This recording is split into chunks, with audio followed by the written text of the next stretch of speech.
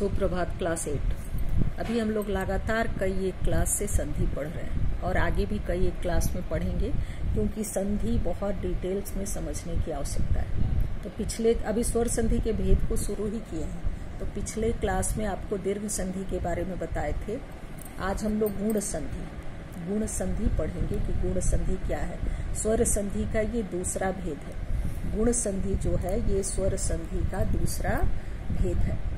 अब इसको जानने के लिए हम लोग जानेंगे कि यदि हर्ष या दीर्घ अर्थात अ आ के आगे हर्ष या दीर्घ, हर्षई दीर्घई हर्षौ दीर्घौ री आए तो उसके स्थान पर क्रमशः ए ओ और अर हो जाते हैं, यानी ये गुण संधि का है। इसमें थोड़ा सा परिवर्तन है, क्योंकि जो स्वर संधि का पहला भेद हम लोग पढ़ रहे थे दीर्घ संधि, तो उसमें और अ मिल के आ ही हो रहा था, ई और ई मिल के ई ही हो रहा था। लेकिन इसमें थोड़ा परिवर्तन है कि जैसे अ के साथ यदि हर्षई आता है तो यहाँ ए होगा, अ के साथ दीर्घई भी आएगा तो ए ही होगा। संधि में देखिए कई एक जगह ये आप स्वर संधि में पहले भी देखते आए होंगे, वृद्धि संधि में दीर्घ संधि जो हम लोग पढ़े थे। फिर आ के साथ यदि हर्षई आता है तो भी ए होगा, आ के साथ दीर्घई आया तो भी ए होगा, अ के साथ यदि हर्षऊ आता है तो ओ होगा, और अ के साथ यदि दीर्घऊ आता है तो भी ओ ही होगा।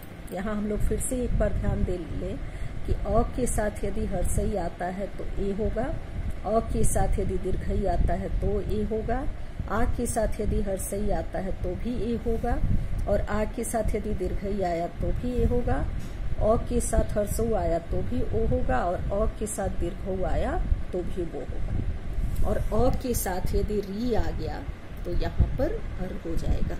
इतना हम लोग इसमें गुण संधि में जानेंगे। अब यहाँ पे शब्द है, देखिए नर जोड़ इंद्र, नरेंद्र। तो नर के उच्चारण में यहाँ अ का उच्चारण हो रहा है। जो नर का उच्चारण है उसमें अ का उच्चारण हो रहा है, और यहाँ हर्षई है। अब दोनों ऊपर में जो चीज है वो दोनों यहाँ मिल रहा है कि अ यहाँ है और हर्षई यहाँ है। तो ये दोनों मिलकर के स्वाभाविक है कि यहाँ एक की मात्रा बनाएंगे। दोनों जब मिलेंगे तो यहाँ एक की मात्रा होगी। अब यहाँ हर्षई और जो अनुस्वार है इंद्र के लिए, वो अनुस्वार भी यहाँ आ गया, क्योंकि नरेंद्र में मिलने के बाद वो सारा कुछ यहाँ आना है। अगर अनुस्वार कट जाएगा तो नरेंद्र हो जाएगा। तो नरेंद्र लिखना है तो नर जोड़ इंद्र, तो इसका अ और इसका ई मिला, यहाँ हर्षई यहाँ अ, तो यहाँ पर बना नरेंद्र। फिर उसी तरह से गज जोड़ इंद्र, गजेंद्र। फिर अ और दीर्घई आया, सुर जोड़ इस, तो यहाँ हो गया सुरेश। गण जोड़ इस, गणेश। नर जोड़ इस, नरेश। अब यहाँ पे सब जगह हम ये देखेंगे कि अ आया लेकिन इधर दीर्घई आया। जैसे यहाँ पे अ आया लेकिन यहाँ हर्षई आया तो भी ए हुआ, यहाँ अ आया और दीर्घई आया तो भी ए हुआ। अब आ के साथ यदि हर्षई है, इच्छा, यथा इच्छा, यथा इच्छा, तो यहाँ बनेगा यथेच्छा। राजा जोड़ इंद्र तो बनेगा राजेंद्र। आ और दीर्घई आया, उमा जोड़ इश, उमेश। उमा जोड़ इस, उमेश, तो या इधर आ है और इधर दीर्घई है, लेकिन दोनों मिल के भी यहाँ पर ए ही बन रहा है। फिर उसी तरह से अ और ओ, तो वीर में र में अ आ रहा है और यहाँ हर्षऊ आ रहा है, यहाँ होगा वीरोचित।